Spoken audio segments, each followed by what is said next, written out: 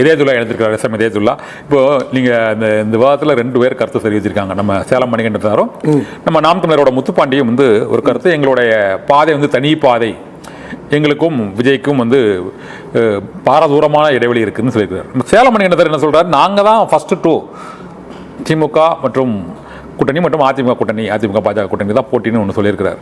உண்மையிலே இந்த இறுதிக்கட்ட கலை நிலவரம் கரெக்டான 1 வாரம் தான் இருக்குது வாக்குப்பதிவுக்கு. இப்போ கடைசி கட்ட பிரச்சாரத்தில் எல்லா தலைவர்களுமே ஆங்காங்கே இருக்கிறாங்க. நாளை கூட கோவையில் பிரதமர் நரேந்திர மோடி பிரச்சாரத்துக்கு வராரு. இதே போல் ராகுல் காந்தியும் பொன்னேரி, சோளிங்கர், திருச்சி, துறையூர் ஆகிய இடங்களுக்கு வருவதாக இருக்கிறது. இதில் நான் என்ன கேட்குறேன்னா, இந்த இப்போதைய கலை நிலவரம் எப்படி இருக்கு, நீங்கள் எப்படி ஃபீல் பண்ணுறீங்க? நல்ல கேள்வி.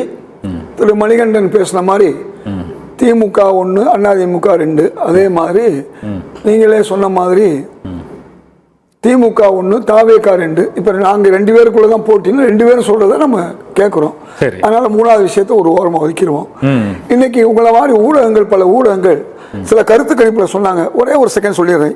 ஏபிசி சி ஓட்டர் திமுக 177, டைம்ஸ் நவ் சி ஓட்டர் 177, புதிய தலைமுறை 151 158, பாஜக ஆதரவு உள்ள 1, விகடன் 157 172, டெமோக்ரஸி டைம்ஸ் நெட்வொர்க் 162, தந்தி டிவி 46% திமுக காங்கிரஸ் கூட்டணி எடுக்குதுன்னு சொல்லியிருக்கு. இன்னைக்கு தந்தி டிவின்னு விளக்கம் கொடுத்துருக்காங்க. தான் ஒரு பக்கம் இருக்கட்டும்.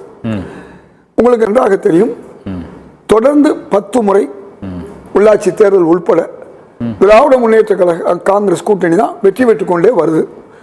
அதாவது 2 பாராளுமன்ற தேர்தல் பார்த்தாச்சு, 2வது சட்டமன்ற தேர்தலையும் பார்க்க போறோம். அதனால நாங்க முந்திக்கிட்டு இருக்கோங்கிறதுல அவங்க 2 பேருமே ஒத்துக்கிறாங்க. எங்களுக்கு திமுகவோட தான் போட்டின்னு 2 கட்சியும் சொல்லும் போதே நமக்கு ஒரு உண்மை விளங்குது, திமுக முதல் இடத்துல இருக்குங்கிறது. ரைட். இப்ப இந்த நிலையில எங்களுக்கு ஏற்கனவே இருந்த சதவீதம்லாம் உங்களுக்கு தெரியும். 52 இருந்துச்சு பார்லிமெண்ட்ல. அதுக்கடுத்து அது கடந்த பார்லிமெண்ட்ல 47 வந்துச்சு. அதுக்கு பிறகு எங்கள்கிட்ட திரு ஓபிஎஸ் சேர்ந்திருக்காரு, தேமுதிக சேர்ந்திருக்கு, அதே மாதிரி உங்களுக்கு சிறு சிறு கட்சிகள்லாம் சேர்ந்திருக்கு. இப்ப இந்த கடந்த சட்டமன்ற தேர்தலில் எங்களோட மக்கள் நீதி மையம் இல்லை, அவங்களும் சேர்ந்திருக்காங்க. இதெல்லாம் சேர்ந்தா ஒரு 6-7% வச்சுக்குவோம், 5 வச்சுக்குவோமே. இந்த 5 நாங்க இருந்த குறைஞ்சு எப்ப வந்துச்சு, நாங்க 47 எங்க மேல, அதாவது ஆன்டி இன்கம்பன்சின்னு சொன்னாங்க இல்லையா, அதாவது நம்முடைய இந்த வீட்டு வரி ஏத்துனது, மின்சாரம் ஏத்துனதுக்கு பிறகுதான் இந்த ரிசல்ட். அதனால எங்களுடைய 47ங்கிறது 1, 2 அல்லது 4 போனாலும், யாருக்கு சொல்றாங்கல்ல தாவேகாவுக்கு போகும் நினைக்கிறாங்க இல்லையா, போனாலும் எங்களுக்கு 42. அப்ப நீங்க முந்துறது யாருன்னு பாத்தீங்கன்னா அதிமுகவுடைய இது தெரியும் உங்களுக்கு. அவங்க என்ன 20-18ங்கிறாங்க, அதுல ஏறத்தாழ 5% கட்சி போயிருச்சு. அப்ப அவங்களுக்கு 34, 35. இப்ப 4ல இருந்து 8% நீங்க சொல்ற மாதிரி தாவேகா எடுத்துக்கிட்டா வச்சுக்கோங்க, அவங்க 28 தான். இப்ப ஒட்டுமொத்தமா பாத்தீங்கன்னா தாவேகா ஒரு ஏறத்தாழ 12% வந்துருது. பிளஸ் நாம் தமிழர்ல இருந்து ஒரு 3-4 போல சொல்றாங்க. ஏன்னா இப்ப சண்டை யாரு போடுகிறான்னு சொன்னா நாம் தமிழருக்கும் தாவேகாவுக்கும் ஒரு இது இருக்கு. என்ன பிரச்சனைனா அவங்க பொதுவான வாக்குகளை அவர் வாங்கிட்டு இருக்காரு. யாரு? நாம் தமிழர் சீமான் இதுவரை 6-8 வாங்கிட்டு இருக்காரு. அதை எடுப்பாருன்னு சொல்றாங்க. எப்படி கூட்டு கழிச்சு பார்த்தாலும் ஒரு 15ல இருந்து 18, சரி 20 வச்சுக்குவோம். அப்ப 20 + 45 எவ்வளவு ஆச்சு உங்களுக்கு? 65. மீதி 35ல பொதுவான வாக்குகள் 10 போச்சுன்னா அவங்களும் 25. இப்ப 25க்கும் 45க்கும் 20க்கும் 40க்கும் கணக்கு போட்டு பார்த்தீங்கன்னா தேர்தலில் முந்துவது என்பது திமுக என்று எல்லா ஊடகங்கள் கணிப்பு, பாஜக ஆதரவு ஊடகங்கள்ல இருந்து எல்லாரும் கருத்து கணிப்புகளை சொன்னது. அப்ப யார் முந்துரா? திராவிட முன்னேற்ற கழக காங்கிரஸ் கூட்டணி. ஓகே, 4ஆம் தேதி என்ன முடிவெடுக்க போது நம்ம அடுத்து முதல் சுற்று கருத்தை எடுத்துக்கிறேன். ஒரு இதயத்துல்லா அவர்கள் சில கருத்துக்களை தெரிவித்து வந்தார். இப்போது இதயத்துல்லா அவர்கள் ஒரு முக்கியமான ஒரு கேள்வி, இன்னும் தேர்தல் பிரச்சாரத்திற்கு இன்னும் 4 நாட்கள் இருக்கிறது. நாளை காங்கிரஸ் தலைவர் ராகுல் காந்தி ஒரு 3 இடங்களில் பிரச்சாரம் செய்கிறார். அதற்கு பிறகு மேலும் 3 நாட்கள் இருக்கிறது. இதுவரை திமுக தலைவர் மு.க. ஸ்டாலினுடன் ராகுல் காந்தி இணைந்து பிரச்சாரம் செய்ய போவதற்கான அறிவிப்பு வரவில்லை. இது இந்த தேர்தலில் ஒரு மிகப்பெரிய தாக்கத்தை ஏற்படுத்தும் நினைக்கிறீங்களா? நிச்சயமா ஏற்படாது. என்ன விஷயம்னா, நாளைக்கு திரு ராகுல் காந்தி வர்ற நேரத்தில் ஏற்கனவே திரு ஸ்டாலின் அவர்கள் எந்தெந்த ஊருக்கு போகணும் ப்ரோக்ராம் போட்டார். அதனால வர முடியல. அடுத்து 2-3 நாள் கழிச்சு மீண்டும் வர்றாரு. அந்த மீண்டும் வரும்போது 2 பேரும் ஒன்னா அதுக்காண்டி வேலைகள் நடந்துகிட்டு இருக்கு, 2 பேரும் மீட் பண்ணுவாங்க. இல்லைனாலும் அது ஒரு பெரிய விஷயம் அல்ல. ஏன்னா ஆளாளுக்கு ஒரு புறம் போனா தான் வாக்குகளை குவிக்க முடியும். அது வழக்கமானது. ஆனா இந்த முறை வந்து இந்த தொகுதி பங்கீட்டிலேயே ஒரு நீண்ட நெருடல் ஏற்பட்டதாக ஒரு பேச்சு இதுவரை அவர் அந்த பிரச்சாரத்துக்கு ஒத்துக்கொள்ளலை. புதுச்சேரியில் காலையில் ஒரு பிரச்சாரம், மாலையில் பிரச்சாரத்தில் ஒன்றாக இந்த விமர்சனங்கள் தொடர்ந்து களத்தில் இருந்துகிட்டே இருக்கு. இது சர்ச்சைகளுக்கு முற்றுப்புள்ளி எப்போ வைப்பாங்க? நன்றாக தெரியும். கேரளா, மேற்கு வங்காளம், அதே மாதிரி பல்வேறு மாநிலங்களில் உள்ள தேர்தலில் அவர் கான்சன்ட்ரேட் பண்ணிட்டு இருக்காரு. அதனால இந்த தமிழ்நாடு தேர்தலை பொறுத்தவரை இதுதான். இதை நீங்க யாரும் எதையும் எதிர்பார்க்க வேண்டியதில்லை. மக்களுக்கு தெரியும். திரு ஸ்டாலின் அவர்களும் நம்முடைய ராகுல் காந்தி அவர்களும் ஒரு சகோதர உணர்வோடு இருந்து கொண்டிருக்கிறார்கள். அதனால தான் இந்த கூட்டணியே உருவாயிருக்கு. ராகுல் காந்தி மறுத்து இருந்தாலும் அந்த கூட்டணி உருவாயிருக்காது. அது ரொம்ப பேருக்கு தெரியல. இந்த கூட்டணி வந்து ராகுல், அதே மாதிரி ராகுல் காந்தியுடைய நண்பர்கள் பலர் தான் இதில் நிற்கிறாங்க, அவருடைய ஏசிஸ். அதனால ஒன்றும் இல்லை. இப்போ நாம கேட்குற கேள்வி அதிமுகவா இருக்கட்டும் அல்லது தாவேகாவா இருக்கட்டும், நாம் தொடர்பு வச்சிருவோம்.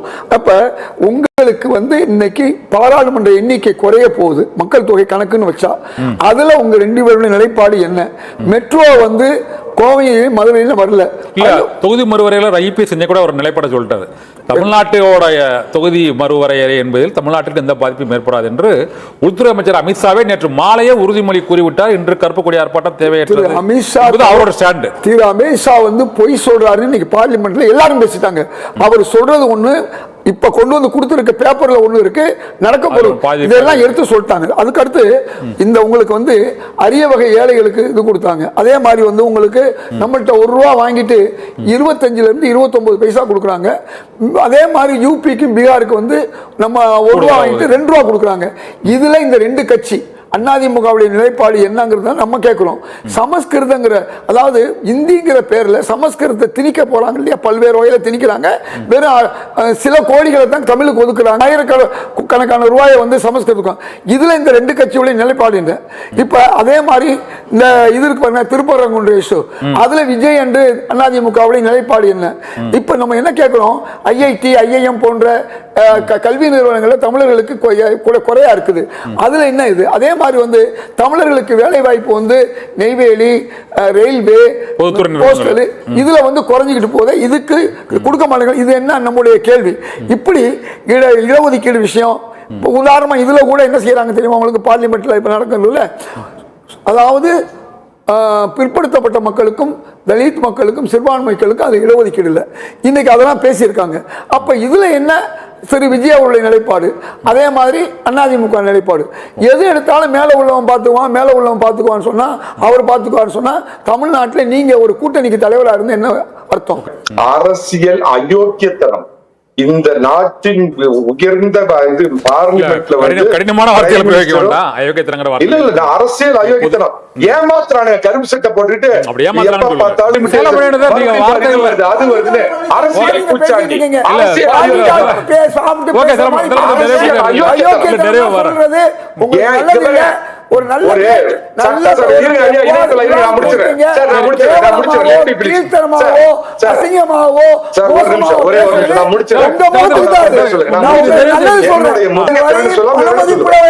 பொய் சொன்னாரு.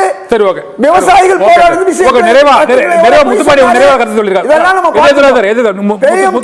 பொய் சொன்னாரு.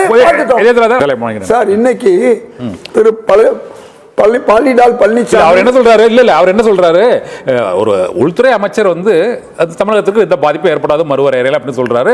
அது இன்றைய விவாதத்தில் அதுல வந்து பாதி உண்மை பாதி போய் சொல்றாங்க. முடிவு பண்ணுவாங்க. அவர் நீங்க என்ன சொல்றீங்க? இந்த உள்துறை அமைச்சர் தான் பல விஷயங்கள்ல போய் சொல்லியிருக்காரு. தலைவர் ராகுல் காந்தி சொன்னாரு, மந்திரவாதி மாதிரி பண்றாங்க. பெண்களுக்கு இடஒதுக்கீடு வந்து ஏற்கனவே 2 வருஷத்துக்கு முன்ன முடிச்சாச்சு, 23ல 2 வருஷமா நீங்க என்ன பண்ணீங்க? அப்ப என்ன சொன்னீங்க? இப்ப 2011 நாங்களே அந்த அதாவது ஏமாத்துறாங்க. பெண்கள் இடஒதுக்கீடை காமிச்சிட்டு பின்னால வச்சுக்கிட்டு அதை வந்து என்ன செய்யறாங்க தெரியுமா? இந்த மந்திரவாதி பண்ற வேலையை பண்றாங்கன்னு எங்க தலைவர் ராகுல் காந்தி இன்னைக்கு சொன்னது. நன்றி.